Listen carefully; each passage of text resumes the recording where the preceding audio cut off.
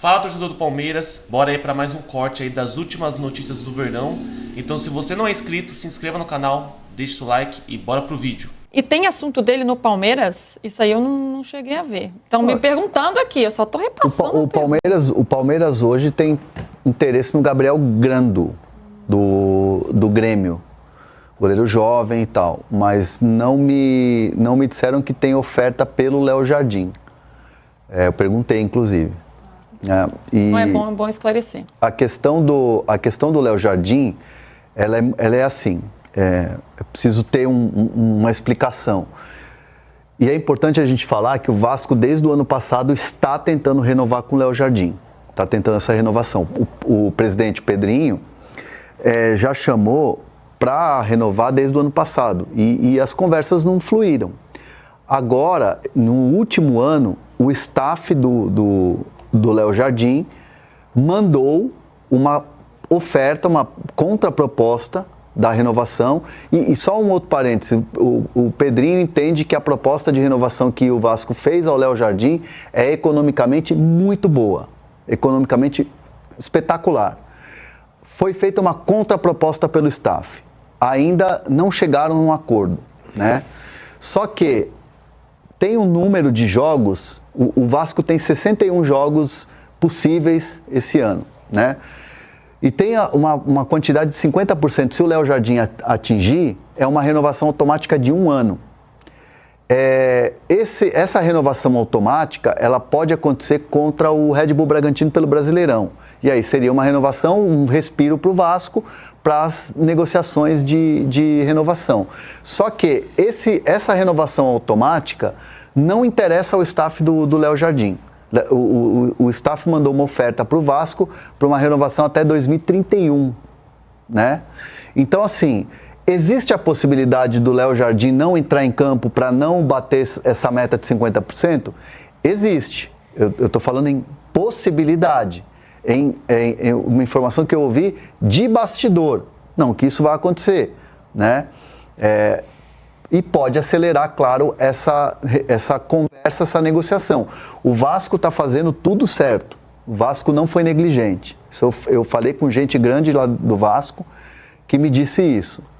Por outro lado, o jogador está vendo as condições, e o staff está vendo as condições, e tá essa discussão, tá esse imbróglio por enquanto. E o Léo Jardim ontem foi titular na derrota do Vasco. Eu fosse obrigado a sacanear você. Por quê? Qual é a altura do Léo Jardim? A altura? 1,90 tal. 89. 89, pronto. É gente grande. Não, mas eu falei com gente grande do Vasco. E pode ser que não seja o Pedrinho, porque o Pedrinho é do meu tamanho. Eu tô onde que ele quer chegar com a altura. Pode ser que não seja o Pedrinho, porque o Pedrinho é do meu tamanho. PVC. 1,88m. Diga. Hã? É só uma piada ou você vai fazer uma análise em cima da altura dele? É só uma piada. O Léo Jardim é bom goleiro, mas eu acho que é importante para o Vasco renovar e para ele, o que pode ser melhor para ele? Eu acho ele muito bom goleiro. Depende dele ter oportunidade em outro lugar. Sim. O Vasco é um clube glorioso, gigantesco, brilhante, fabuloso. É sensacional jogar no Vasco. O Vasco não está bem. Se você tiver uma proposta do Léo Jardim, tiver a proposta do Flamengo, do Palmeiras, do Atlético Mineiro, hoje parece um cenário melhor do que jogar no Vasco de hoje, né? Queria ser o Moacir Barbosa. O Barbosa, goleiro da Copa de 50, o goleiro extraordinário que ele foi. E jogou um dos maiores times da história do Vasco, Carlos Germano. O Vasco não está bem. Então, se você tiver uma proposta para trabalhar em outro lugar, estando no Vasco hoje, o goleiro do Vasco que vai achar extraordinário poder jogar pelo Vasco, vai estudar. Porque ele pode ter um pouco mais de paz, de não ter protesto de torcida, de não ter reclamação a cada derrota. O Vasco vai melhorar. Mas o Vasco não está no momento bom da sua história.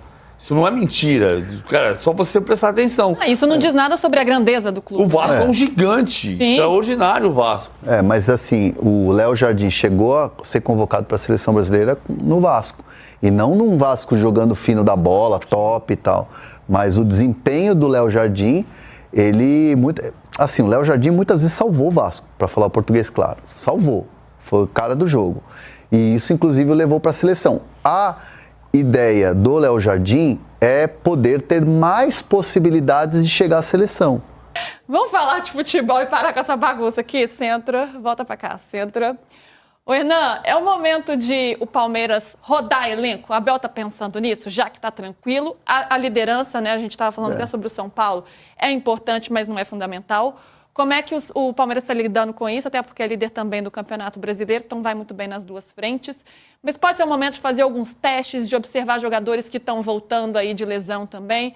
Pensando no Mundial já, talvez, ou é demais? Não, acho que nesse caso, no Palmeiras, não cabe muito essa comparação. Por quê? Porque ele já poupou alguns atletas contra o São Paulo, né? O Vitor Roque estava no banco, Ele mudou 5 jogadores em relação ao jogo de quarta-feira. O Paulinho começou jogando, então assim, eu entendo que a manutenção do Paulinho jogando, começando como titular, vai acontecer nesse jogo da Libertadores, já para ele ter o primeiro jogo dele de Libertadores. Mas assim, rodar o elenco, hoje o Palmeiras, do 1 ao 11, na pedra, tem 12 ou 13 jogadores. Do 1 ao 11 tem 12 ou 13 jogadores. Tô falando o que é real mesmo.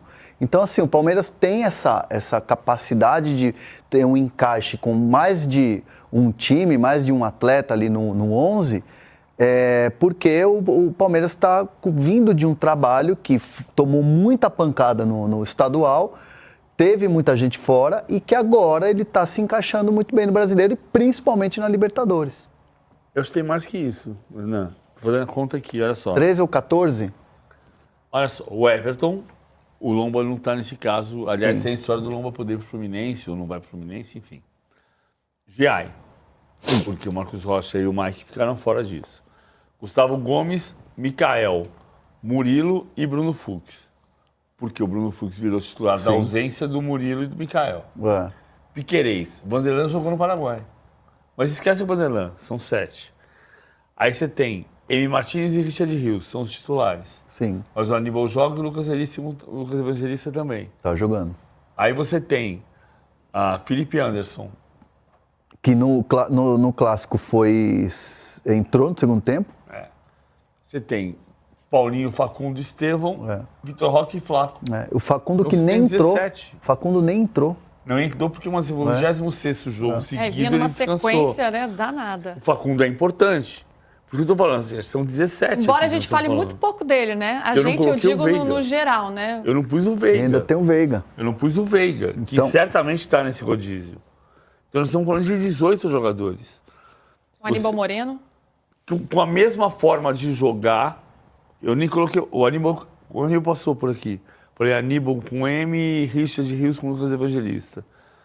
São 18 jogadores que montam um time que joga com o mesmo padrão tático e técnico. E com desempenho. Sem contar, para mim é muito marcante aquele Palmeiras 1, Flamengo 1 de 2023, em que o Abel fez 4 alterações aos 41 do segundo tempo. Porque, na minha visão, naquele dia, ele achava que se ele tirasse titulares, ele ia perder nível. Ia perder o jogo para o Flamengo, que era mais forte. Hoje você olha para o banco e tem Rafael Veiga, Paulinho, Vitor Roque, se o Flaco estiver lá, ou Flaco, se o Vitor Roque estiver em campo. Você tem Rafael Veiga, você tem Maurício, Evangelista. Você tem Lucas Evangelista, você tem Aníbal Moreno, você Olha tem quantas Mikael, opções a gente está você tem falando Bruno aqui desse Fux, Palmeiras, hein? considerando o Murilo titular, que eu ainda considero. É uma janela espetacular que o Palmeiras fez. E eu não estou falando isso pelos resultados, assim, pode parecer que eu estou aqui resultadista, mas talvez a maior janela ou melhor janela do Palmeiras nos últimos anos. O Palmeiras gastou 436 milhões de reais. Nunca tinha gastado tanto dinheiro para montar um time que não é um time. Time é um novo time, como a gente está falando desde o final do Campeonato Paulista, começo do Brasileirão. Vai ser a terceira academia, nem acho que é a terceira, é a quarta. Mas assim, na camisa estava escrito terceira academia aqui atrás. Aquele time acabou. Alguns jogadores permanecem. Sim. Mas aquele time acabou. Como o time de 94 é diferente de 96, o time de 25 é diferente do time de 23. Acabou aquela história. É um novo time. Esse novo time está em construção, Por isso ele vai ser irregular, por isso ele vai perder pro Bahia, por isso ele vai jogar bem um jogo e não vai jogar bem outro jogo. É outro time, mas é um time que é o time de 436 milhões de reais. É a janela mais cara da história do Palmeiras. Gastou muito, mas gastou também porque pode, né? Claro. PVC? Porque é um clube que se estruturou nos últimos anos, pelo menos nos últimos 10 anos, para conseguir fazer isso e ainda ter um superávit. Entre os times paulistas aí, os grandes, foi o único que terminou o ano passado em superávit. Então isso é importante a gente colocar também. Aquela tarde ali, Palmeiras deve poupar titulares contra o Bolívar. O que a gente está falando aqui, pelo que eu estou entendendo, não é nenhuma questão de poupar, mas é uma questão de a rodagem do elenco já ser algo natural nesse time, Sim. justamente por ter tantas boas opções, né? Então, rodar já é parte do modus operandi a partir de agora do Abel, porque é o melhor ser feito para o clube mesmo. Ó, olha só, durante muito tempo eu ouvi, toda vez que você achava um exemplo na Europa, você dizia, mas esse jogo o time já era campeão, mas aquele jogo o time já estava resolvido. Tá, pega o caso do Barcelona, que perdeu a vaga na final da Champions. Entre o primeiro jogo 3-3 com a Internacional e o segundo jogo 3-4 contra a Internacional, o Barcelona jogou contra o Valladolid com 9 titulares diferentes. 9. Então isso é rodízio. Ganhou do Valladolid 2-1 e foi em vantagem de 4 pontos para o clássico contra o Real Madrid. Contra o Real Madrid, não mudou o time, mas ele preservou 9 titulares contra o Valladolid justamente para poder fazer os 2 jogos seguintes, que eram semifinal da Champions e clássico contra o Real Madrid. Perdeu a semifinal da Champions e ganhou o campeonato no clássico contra o Real Madrid. Tudo na vida tem ônus e bônus, com perdão da redundância aqui. O Barcelona poupou 9 e manteve o padrão. Tomou um susto do Valladolid e ganhou o jogo. O padrão do Barcelona foi o mesmo. Tá tomando gol feito um maluco, é verdade. 3 da Inter, 1 do Valladolid, 4 da Inter, 3 do Real Madrid, 7 mais 3, 10, 11 gols sofridos em 4 jogos. Verdade. Mas ele ganhou o Campeonato Espanhol nesse cenário, poupando 9 num jogo do campeonato. Você vê, né? Mantendo o padrão. Sim. Poupar não representa cair o nível, né? Rodar o elenco é algo diferente. Ô, Hernan, para o Palmeiras, a primeira liderança, a primeira colocação geral é fundamental? Ou o Palmeiras, se vier bom, mas se não, vamos ter outras prioridades, manter a liderança aqui do Campeonato Brasileiro? Como que é visto essa posição para o Palmeiras? O Palmeiras se acostumou, né? A ser o melhor da primeira fase. Não é a primeira vez se isso acontecer nessa fase aqui. 20, 22, 23, 24, 25. 5 vezes nos últimos 7 anos. Não, ano passado não. Não, ano passado não foi. Mas são Botafogo. 5 vezes nos últimos 7 anos. Só não foi em 21 e 24. É muita coisa. É muita coisa. Então o Palmeiras está acostumado. Faz a conta aí, PV. 18, 19, 20.